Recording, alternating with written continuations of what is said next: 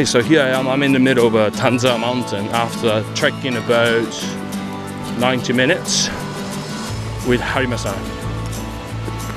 So this is what we're going to do. Is because the river is limited, when one person starts fishing it downstream, the second person should walk at least 5 or 10 minutes upstream to make sure we give enough distance in between. So if we spook the fish, that'll give a time for the fish to come back, or simply, we don't really need to rush each other on that. So okay, let's see, shall we? これ冬ですね、完全に。